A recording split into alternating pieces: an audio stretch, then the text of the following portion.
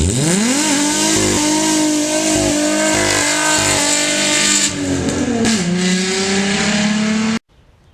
is up, guys? Today I'm going to be doing an update on a lot of things. As you guys have probably noticed, things have been really slow here with Rust Belt Garage. Before we actually get to some updates on things, I'm going to give you guys a little bit of incentive to watch all the way to the end of the video. There's two turbos sitting on that table right there. I'll get to those in just a little bit towards the end of the video, so watch all the way to the end if you want to see what those are for. So first update, the Hyundai. I traded it. It is gone. I traded the Hyundai for a G-body, actually. 1986 Oldsmobile Cutlass, 350 swapped, stock other side from the 350 swap, and it has a quadrajet carburetor. Don't know if it's a stock one or not. It's got Edelbrock intake manifold, mechanical fuel pump, blah blah blah. Mostly stock though, stock trans. All the interior's still there, stock suspension completely. It's got aftermarket like Krager knockoff wheels on it. I traded for that because at first I thought it'd be kind of a cool project, and then now that I have the car, I'm not really as interested and hyped in the project as I was before, because I'm not really a big fan of the big like drag cars, the big straight line cars. One, because they're really expensive to build right, and two, because they're not really good for much other than just to cruise in and to look at, unless you're actually at a track or actually racing. They're not, I don't know, it's just not my thing. I'm not trying to diss on them. It seemed like a fun idea at first, and now that I have it, it's just kind of like I'm kind of over it already. So I'm going to be trading the Cutlass for something a bit more my style. You guys will see that in a few weeks. I'll be revealing that, and I will talk a little bit more about it a little bit later, because one of those turbos on the table in there may have something to do with what's going to be happening to the car I'm trading the Cutlass for. So traded Hyundai for Cutlass, Cutlass trading for something else, and yeah. The other reason I want to get rid of the Cutlass is the engine, the 350 that's in it, has blown head gaskets, leaks a shit ton of oil. The head gaskets are blown way out. Previous owner didn't torque the head bolts down properly. He just got them as tight as he could with a 3/8" ratchet, which is not the right way to do it. And I believe it might have just been the compression from the engine going into like the oil system that caused all the oil to start puking out of the engine. So it leaked about 5 quarts of oil in about 5 minutes. And it was averaging about a quart of oil being burned about every mile, or a quart of oil being burned or leaked about every mile that I drove it. So yeah, it needs a lot of work done to the motor. Plus, with any car that's 30 plus years old, there's so many nitpicky things. It needs weather stripping, interiors in pieces. There's all kinds of wiring issues with the lights. It needs brake lines, probably all new brakes all the way around. It needs tie rod ends, all kinds of suspension work. The thing is scary floaty, and if I wanted to actually make it fast and add power, I would have to fix all that stuff, because I'm not trying to die.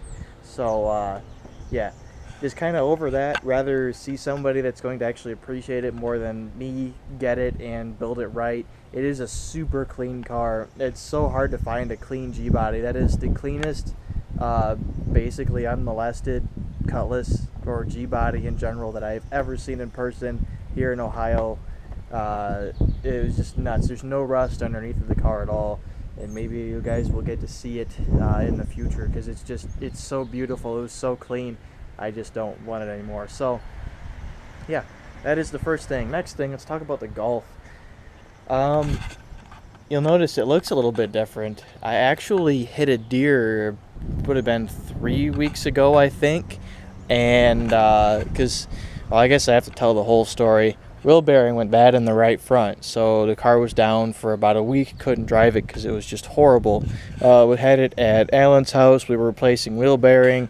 Ended up having to pull the entire knuckle out, take it up to a buddy's shop who had a press a new bearing in, take care of all that, bring it back, put it all in, and then we found out the axle that I had just replaced on there, because I did those as well, was tied up, and had to wait another 2 days for that to come in because they're special order part.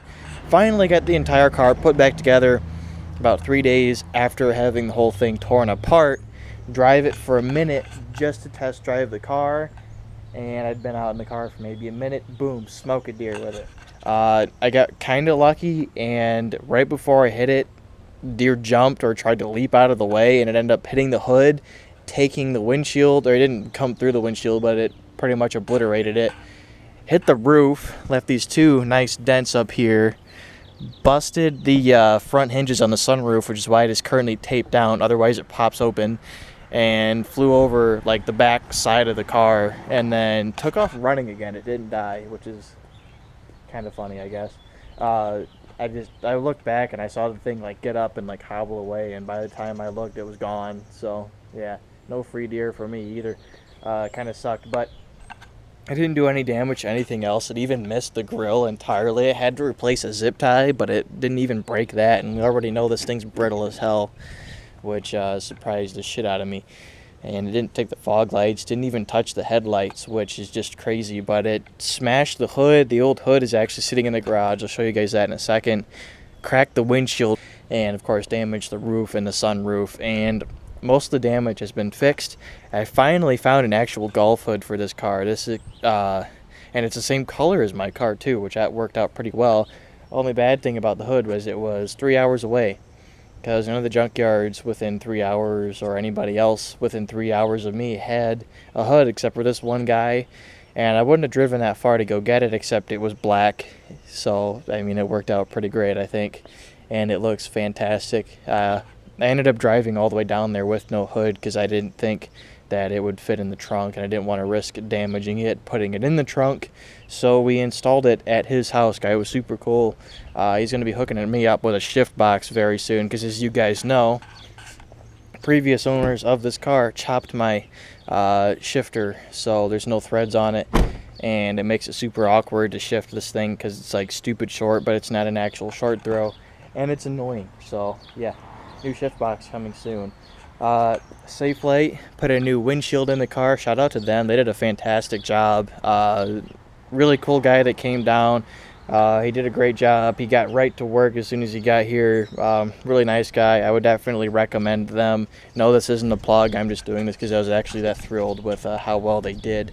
And yeah, the only bad thing about that though was car had a replacement rear view mirror in it, and they weren't able to put, you know, my mirror that I had originally on because it wasn't the right one for the car, and you know, liability issues and all that. So I went and found a junkyard mirror for it, and the car actually now has a proper Volkswagen OEM mirror in it, which is kind of nice. The best thing about this whole situation though is, aside from finally having a proper hood, and it looks so much better with an actual Golf hood on it, and the cool thing is like the clear coat's peeling, which looks like shit, but it actually matches the rest of the car. Like it looks like this hood has always been on this car. It's just kind of funny. It looks like it should be here just because of the other issues with clear coat and whatnot on this car. But the biggest thing I'm so happy about is that stupid sticker on the windshield is finally gone. I hated that thing. The reason I left it on though was because there was window tint underneath as like a sun visor type of deal. It was cheap tint, same cheap tint that is all over the rest of the back of the car, and it was faded everywhere except for where the sticker was at, of course, because where the sticker was got no sun exposure, and I left it there because if I peeled it off, we wouldn't have still been able to see it, and then I wouldn't have had to take the tint. I would have had to take all the tint off of the back, and I just didn't want to do that, so I left that ugly sticker on there for so long. And now the front of the car, aside from the peeling clear coat and the couple of dings it still has, it looks so much better than it did beforehand. So kind of turned a bad situation into a good one, I guess. It at least gave me a good reason to go and replace all of the ugliness that was on it.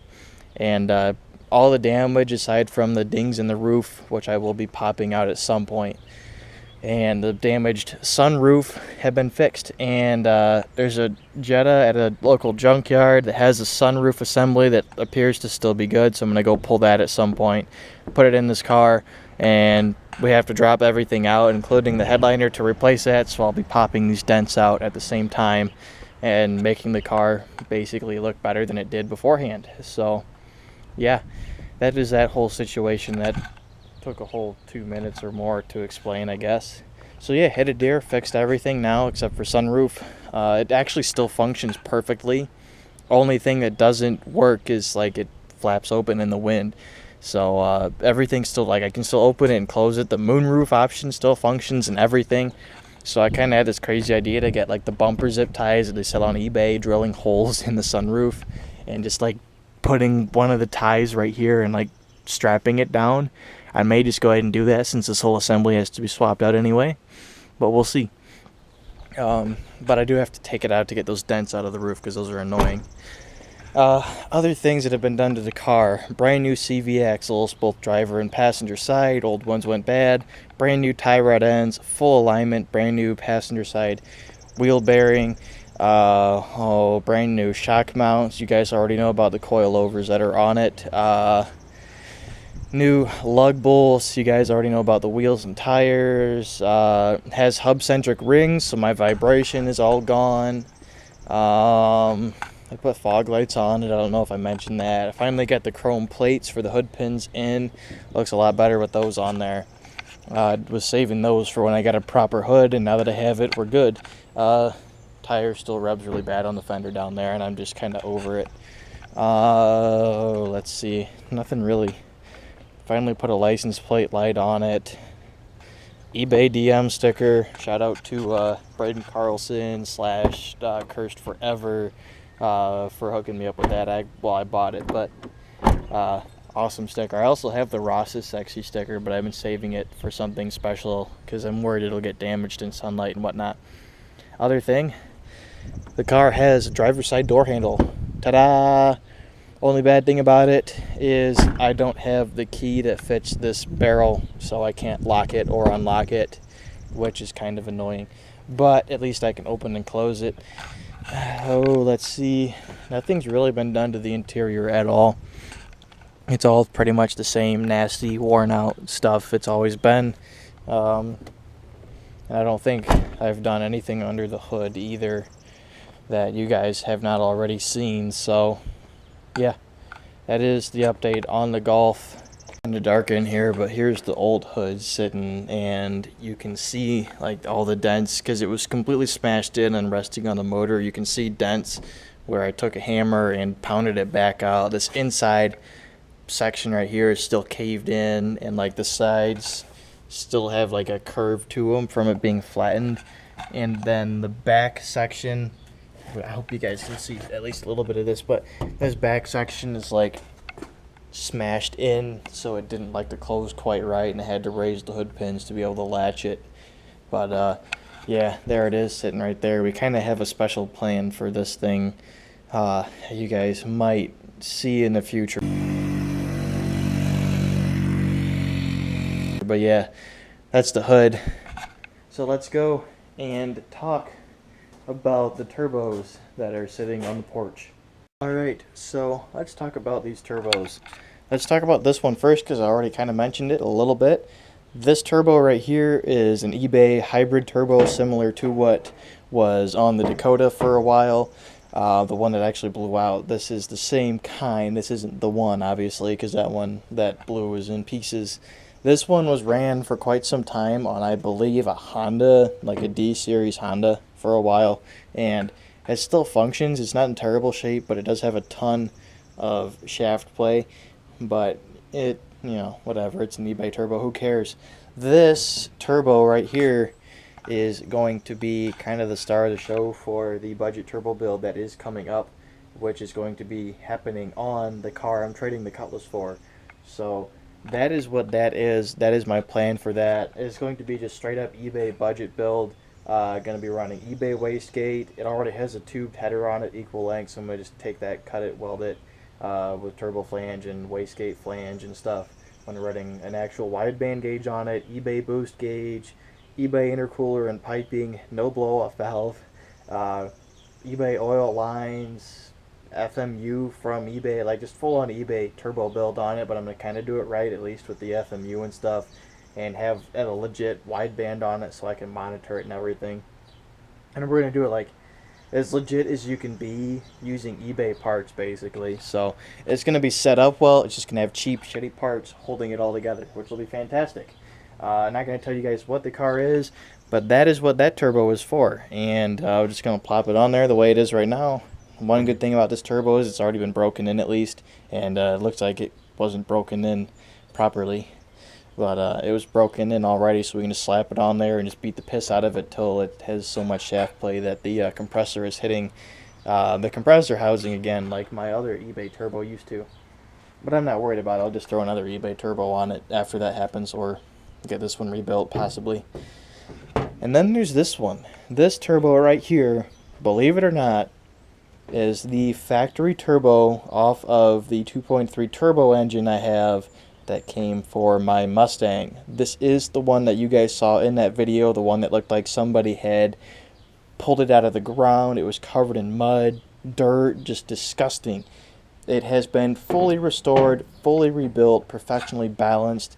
Everything on it has been checked and inspected. The shop that did it is called Superior Turbo and Injection. They are located in Blissfield, Michigan. They also have a few other locations. In fact, the Blissfield location is their newest one and the closest one to Ohio, which is why I went there. It's only about an hour away from me, hour and 15 minutes, something like that. I can't remember exactly. But they did an amazing job. Even the fittings that were like seized into this, they took them and cleaned them out the best they could. I probably won't end up using them, but they did save them and they blasted them for me, which was super cool. But when they rebuilt it, they chemical bathed everything, flushed everything, cleaned it completely. It looks like it has been probably media blasted, of some sort of media blast done to it. They resurfaced all of the mating surfaces for the gaskets, for the oil and the water lines. I mean, everything is just spotless, all new bearings. They found a compressor housing for me. They have all new hardware on it, like these little clamps on the compressor. I didn't even have those. They found brand new ones for it. They put that tag on there. They oiled everything so it won't rust from sitting. They put these plugs in it. They even gave me like gaskets and stuff for the oil and for the exhaust and everything. And it's literally a brand new turbo. That's what this is. It's a brand new turbo, except it's 30 plus years old, which is amazing. But this turbo is not going on the Mustang. In fact, there's been a change of plans for the Mustang. The Mustang is basically going to become a full-on drift build. That car is so rusty and everything. It's pretty much spent. It's pretty much as far gone as you can get. We're going to put it back together. We're going to throw a 5.0 in it, T5 transmission, welded diff, and I'm just going to beat the shit out of it at the drift track. That's what that car is going to be for, and that is what the next build is going to be after the build this is for happens. So we aren't going to be doing a turbo build on the Mustang, and I'm going to be saving that 2.3 engine, the turbo coupe engine, for another long-term project way down the road, because I have a very special plan for that and I want to save it because I like that engine a lot. But this turbo right here is going on the Volkswagen. You heard me right. We are turbocharging the VR6. That is why I rebuilt this turbo, and this turbo is part of the reason why there hasn't been a whole lot going on. And this rebuild restoration cost me almost $600 to get done out of pocket, which sounds like a ridiculous amount of money, but considering a name brand turbo costs, more than that. Plus, I mean, looking at how well done this is, plus I have their guarantee that it's done well and everything, I love this. I think it was $524. It wouldn't have been that much, but they had to replace, they had to find me a compressor housing and replace, there was something else inside of here that was cracked they had to replace. Otherwise it would have been $400, which is, a lot cheaper obviously. But that is kind of the reason why there hasn't been a whole lot going on, because I spent all my money on this. But now that this is here, I can move on and do other things. So first thing that's going to happen, I'm going to trade the Cutlass for the surprise budget turbo build, and we're going to do that. That's going to be the next thing. It's going to be going down, and then after that, we're going to start the Turbo VR6 series or build or whatever you guys want to call it. We're going to be doing that, and that's going to take probably a good month or two. I don't know how long it's going to take. I've already got it planned out what's going to happen. Car needs brake lines and full exhaust put on it. And then it's going to need clutch and motor mounts. I'm going to put all the gauges in ahead of time. Going to set the exhaust up for a turbo using an old compressor housing I have. or not an old compressor, an old turbine housing I have from a blown eBay turbo. I'm going to weld it shut and just make a turbo exhaust with a turbo by using this dead, fake turbo housing nonsense, and get as much stuff done ahead of time as possible. And then once all that's done, going to go with a I believe it's C2 motoring. I believe that's the company. They make a plug-and-play chip for the OBD2 VR6s that I can just literally plug and play, and I can put a set of 30-pound injectors in it and call it a day. Leave stock fuel pump, stock mass airflow, and everything. I can keep all that stuff and run turbo on it, and it'll know what to do, which is awesome. And that's what I'm going to be running for fuel management / engine management. Going to go with this turbo, rebuilt 30-pound injectors, eBay intercooler and piping, and eBay blow-off valve and wastegate, and I don't know what else. But yeah, that's basically the plan. Like a semi-correct, semi-legit build. The core parts are going to be real legit parts, and then some of the less important things like the blow-off valve, wastegate, the exhaust manifold and whatnot, the intercooler and piping are going to be eBay. So, and then once all that is done, we will start working on the Mustang and building the drift car out of that. So yeah, that's been a massive update. This video ended up being a lot longer than I expected it to be. Hopefully I can cut it down a little bit, but if not, oh well. So I hope you guys have enjoyed this update, and I hope you've enjoyed just finding out what is coming up in the very, very near future. That right there is going to be happening in probably 2 or 3 weeks, I'm hoping. And then that's going to be coming shortly after. And then we've also got Nate's car. We actually have the motor and trains in that. We'll be showing you guys that very soon. The only reason we haven't been making videos on it is we've been doing like literally just tiny things at a time. And every time we go to do it, the GoPro's battery is dead. I don't know what is wrong with this thing. Like the charge port's bad on it, and I have to like mess with the plug to make it actually start charging. And it has to be sitting just right, otherwise it won't charge. So it's getting to be about time for a new camera, which could be interesting. But yeah, so we have a lot of really good things coming up. I just wanted to make this video so that you guys know what's going on, and I wanted to do this for those of you who are subscribed, have stayed subscribed, and those of you who are new subscribing. It's just kind of cool how, like, even when we are doing a lot, people are still subscribing. We passed 500 subscribers a couple weeks ago, and I thank you guys so much for that. That is an incredible milestone, especially for such a small channel to finally reach that, and that is so cool. Plus, we've also hit 100,000 total channel views, which is also, once again, a huge thank you to you guys for that. And I just wanted to give you guys some sort of an update and a look into the future, just out of appreciation for everything you guys have helped us to do thus far. And we will make sure to give back and to deliver some of the many things that you guys want to see. I know everybody wants to see a budget turbo build. Last one got cut short. That is coming up very, very soon, and I am looking forward to that. And then, of course, other stuff like the Volkswagen and the Mustangs and all that. So I want to thank you guys for watching this video. Make sure that like button and subscribe for all the goodness that is coming, and I will see you guys in the next one.